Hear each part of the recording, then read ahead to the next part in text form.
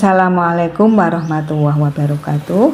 Alhamdulillahilladzi hadana lihada wa ma kunna linahtadiya laula an hadanallah. Segala puji bagi Allah yang telah menunjuki kami kepada surga ini, dan sekali-kali kami tidak akan mendapatkan petunjuk kalau Allah tidak memberi kami petunjuk. Syukur alhamdulillah kita panjatkan kepada Allah Subhanahu wa taala yang telah memberikan kenikmatan hidup kepada kita semuanya. Dan tak lupa sholawat serta salam kita sampaikan kepada Nabi besar kita, Nabi Muhammad SAW. Semoga kita kelak dapat syafaat darinya. Allahumma sholli ala sayyidina Muhammad wa ala ali sayyidina Muhammad. Assalamualaikum ya Rasulullah.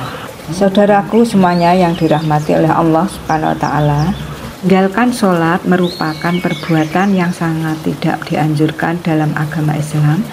Sholat merupakan salah satu dari 5 rukun Islam dan merupakan kewajiban yang harus dilaksanakan oleh setiap muslim. Tidak menjalankan sholat dapat memiliki dampak yang serius tidak hanya dalam kehidupan akhirat tetapi juga dalam kehidupan di dunia. Meninggalkan sholat berarti mengabaikan kewajiban spiritual yang merupakan komunikasi langsung antara seseorang hamba dengan Allah. Penting untuk memahami bahwa sholat bukanlah hanya sekedar rutinitas ibadah, tetapi juga merupakan bentuk ketaatan dan pengabdian kepada Allah. Meninggalkan sholat dapat merugikan seseorang dalam aspek kehidupan spiritualnya, karena sholat merupakan sarana untuk meningkatkan keimanan dan mendekatkan diri kepada Allah. Dalam Al-Quran, Allah berulang kali menekankan pentingnya sholat sebagai sarana untuk menghindari perbuatan dosa dan membentuk karakter yang baik. Selain dampak spiritual, meninggalkan sholat juga dapat berdampak pada kehidupan sehari-hari. Sholat memiliki manfaat kesehatan, baik secara fisik maupun mental. Rutinitas sholat yang teratur dapat memberikan ketenangan pikiran dan menenangkan jiwa. Oleh karena itu, meninggalkan sholat dapat mengakibatkan kehilangan manfaat kesehatan ini. Dalam perspektif sosial, menjaga kewajiban sholat juga dapat menciptakan solidaritas dan persaudaraan di antara umat Islam. Saudaraku semuanya yang dirahmati oleh Allah Subhanahu wa taala, berapa keutamaan sholat dibandingkan dengan ibadah-ibadah lain, di antaranya sholat diperintahkan langsung oleh Allah kepada Nabi Muhammad SAW ketika Isra Mi'raj. Sholat adalah ibadah yang akan dihisab pertama kali sebelum ibadah-ibadah yang lain. Kewajiban sholat adalah kewajiban yang harus dijalankan dalam kondisi apapun. Jika tidak bisa sambil berdiri, maka dikerjakan sambil duduk. Jika tidak bisa, maka sambil terlentang dan seterusnya. Dan sholat adalah ibadah yang wajib dikerjakan setiap hari hingga ajal menjemput. Saudaraku semuanya yang dirahmati oleh Allah Subhanahu wa taala, meninggalkan sholat bukanlah hal yang ringan tanggung jawabnya di hadapan Allah Subhanahu wa taala. Ada beberapa siksaan yang akan diberikan kepada orang-orang yang meninggalkan sholat. 6 siksaan ketika di dunia, 3 siksaan ketika meninggal, 3 siksaan ketika di alam kubur, dan 3 siksaan ketika dibangkitkan dari alam kubur. Untuk 6 siksaan di dunia, yaitu yang pertama, dicabut keberkahan umurnya. Nah, di sini ya, untuk apa kita hidup, apalagi mempunyai umur yang panjang, kalau umur kita tidak berkah. Berkah itu ada di dalam hati, yaitu bisa tenang dan tentram. Walaupun kita mempunyai uang banyak, harta yang sangat banyak, tapi tidak tenang di hati, itu namanya tidak berkah. Walaupun kita mempunyai kekayaan yang cuma sedikit saja, tapi berkah itu sudah menenangkan hati. Jadi hati-hati ya, jangan sampai kita meninggalkan sholat, karena keberkahan kita akan dicabut oleh Allah Subhanahu wa taala. Dan yang kedua yaitu akan dihilangkan tanda-tanda kesolehan di wajahnya. Nah, ini ya untuk orang-orang yang meninggalkan sholat. Di wajahnya itu tidak ada sedikit pun ya tanda-tanda kesolehan. Biasanya itu dari omongannya saja sudah kelihatannya, dengan kata-katanya yang kasar, tidak enak didengar, selalu menyakiti orang lain, dan wajahnya itu selalu kusam karena tidak ada air wudhu yang ada di dalam wajahnya. Nah, itulah dihilangkan tanda-tanda kesolehan di wajahnya. Wajahnya akan muram. Bahkan kalau ada masalah sedikit pun, wajahnya sudah muram, cemberut, tidak ada tanda-tanda kesolehan sedikit pun. Makanya ya, untuk terutama anak-anakku semuanya yang dirahmati oleh Allah semuanya, semoga ya kita semua tidak akan meninggalkan sholat, walaupun sholat sunnah, apalagi sholat wajib. Yang ketiga, segala amal baiknya tidak akan mendapatkan pahala. Hati-hati ya untuk kita semua, jangan sampai meninggalkan sholat. Karena kalau kita meninggalkan sholat itu dampaknya juga sangat banyak ini ya. Untuk amal apapun tidak akan diterima, walaupun kita banyak sedekah, banyak menolong orang, banyak menyantuni anak yatim piatu dan lain sebagainya. Kalau kita tidak sholat, percuma, karena kunci masuk surga adalah sholat. Misalkan kita mau pindah rumah ya, misalkan surga itu rumah yang megah di dunia, walaupun kita punya perabotan yang banyak, mobil mewah dengan baju yang bagus, semuanya bagus, tetapi kalau kita mau pulang ke rumah tidak membawa kunci, bisa masukkah? Nah, itulah gambaran surga. Kalau kita tidak sholat, kita tidak akan masuk surga, karena masuk surga harus membawa kuncinya, yaitu sholat. Oke, semuanya, anak-anakku semuanya, saudara-saudaraku, muslimin dan muslimat semuanya, jangan sampai kita meninggalkan sholat, walaupun sekali. Untuk siksaan di dunia yang keempat, yaitu doanya tidak akan dikabulkan. Saudaraku semuanya yang dirahmati oleh Allah, kalau kita meninggalkan sholat, kita tidak akan dikabulkan walaupun kita berdoa ya. Misalkan kita akan pernah dengar kalau hujan ini doa kita pasti dikabulkan, tapi tidak ya, tidak akan dikabulkan kalau kita tidak sholat, karena sholat adalah kunci masuk surga. Jadi kalau kita berdoa pasti tidak akan dikabulkan ya. Jadi jangan sampai kita meninggalkan sholat. Percuma kita berdoa ya, walaupun dimanapun kita berada, walaupun sekalipun kita berdoa di depan multazam, tidak akan diterima karena tidak pernah sholat atau sering meninggalkan sholat. Kelima, tidak mendapatkan bagian doa dari doanya orang-orang soleh. Nah, di sini ya, walaupun ada orang baik, orang soleh yang sangat baik kepada kita, lalu dia berdoa untuk kita, untuk kebaikan kita, tetapi kita tidak pernah sholat atau sering meninggalkan sholat, doa orang soleh tadi tidak mujarab ya untuk kita, tidak diterima oleh kita, ditolak sama Allah Subhanahu wa Ta'ala ya, tidak akan sampai pada kita karena kita tidak pernah sholat atau sering meninggalkan sholat. Dan untuk siksaan di dunia yang keenam ya, akan dibenci oleh kebanyakan orang. Nah, di sini ya, orang yang sering meninggalkan sholat, terutama sholat subuh ya, ini berdampak sekali ya, akan dibenci oleh orang. Karena apa? Ciri-ciri orang munafik itu adalah sering meninggalkan sholat subuh. Dan ciri-ciri orang munafik itu adalah kalau berkata itu berdusta.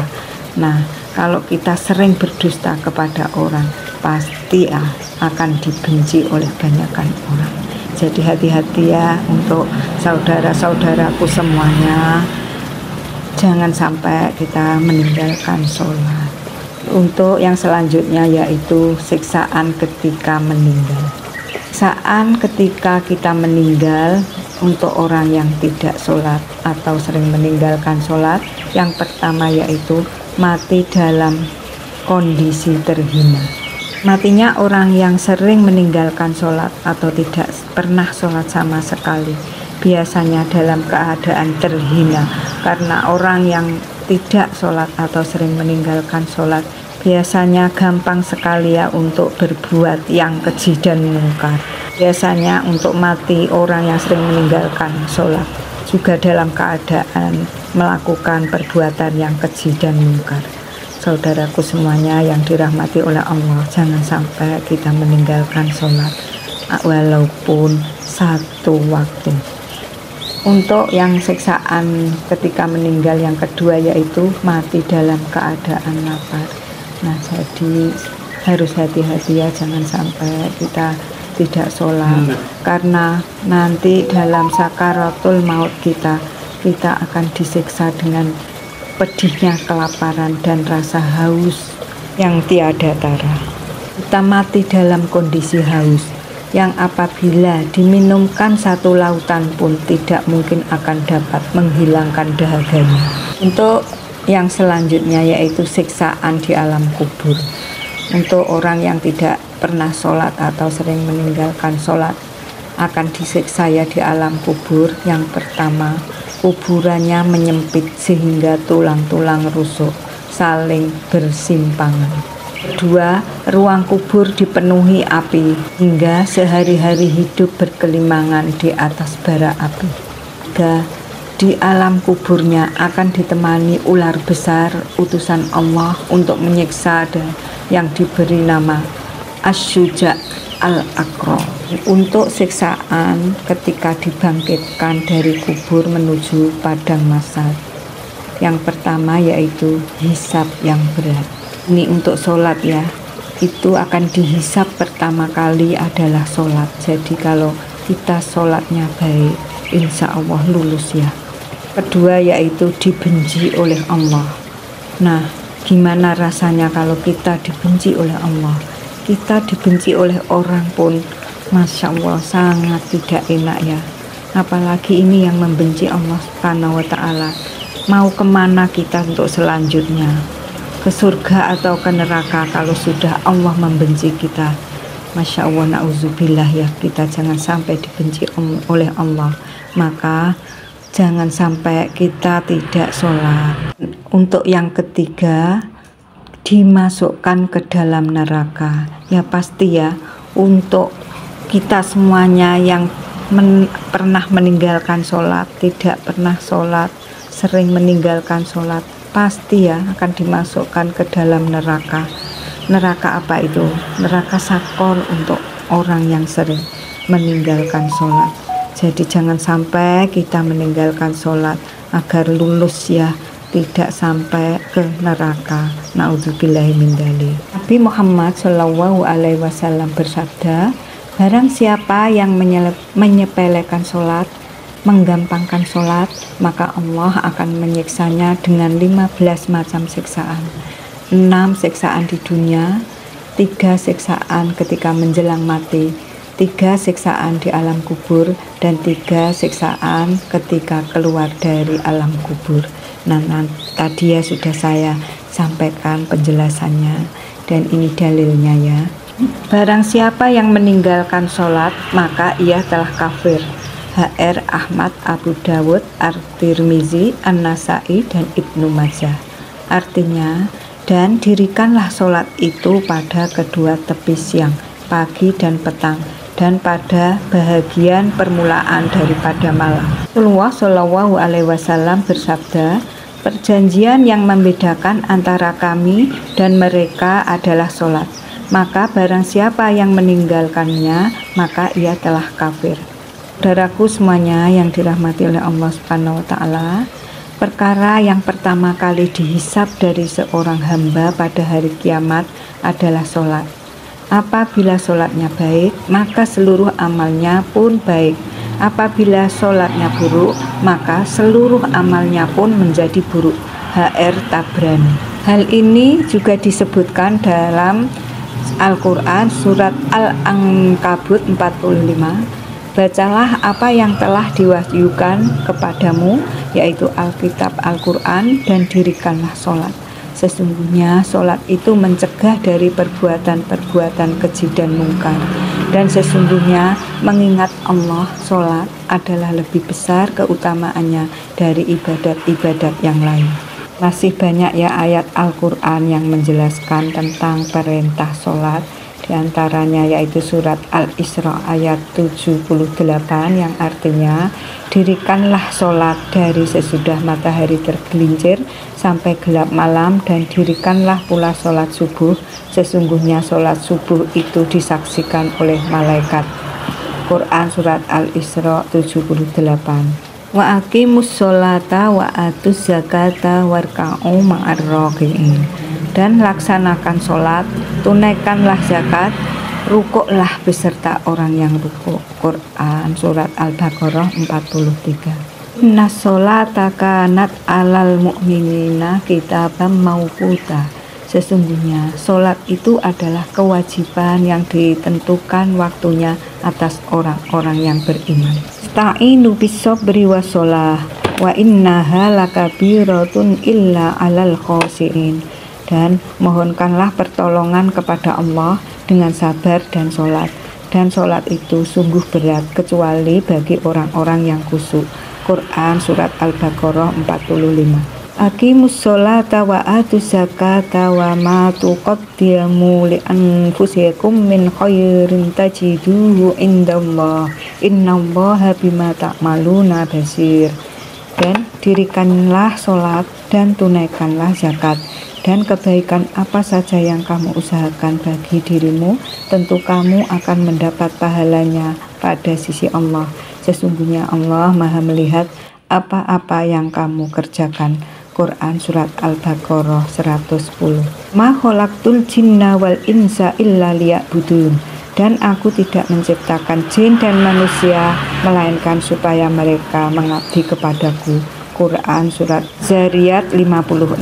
Aqimus sholata wa atuz zakata wa'tasimu billahi huwa maulakum wa ni'mal maula wa ni'mal nasir. Maka dirikanlah sembahyang, tunaikanlah zakat, dan berpeganglah kamu pada tali Allah. Dia adalah pelindungmu, maka dialah sebaik-baik pelindung dan sebaik-baik penolong. Quran surat Al-Hajj 78. Ma umiru illa liya'budullaha mukhlisina lahuddin hunafa'a wa yuqimus sholata wa yu'tuz zakata wa dzalika dinul qayyimah. Padahal mereka hanya diperintah menyembah Allah dengan ikhlas menaatinya semata-mata karena menjalankan agama, dan juga agar melaksanakan sholat dan menunaikan zakat, dan yang demikian itulah agama yang lurus benar. Surah Quran surat Al-Bayyinah 5. Wa'alam bisawab, kurang lebihnya saya mohon maaf yang sebesar-besarnya. Allahumma inni as'aluka ilman nafi'a wa rizqan thayyiban wa amalan mutaqabbalan. Subhanaka Allahumma wa bihamdika asyhadu an la ilaha illa anta astaghfiruka wa atubu ilaik. Assalamualaikum warahmatullahi wabarakatuh.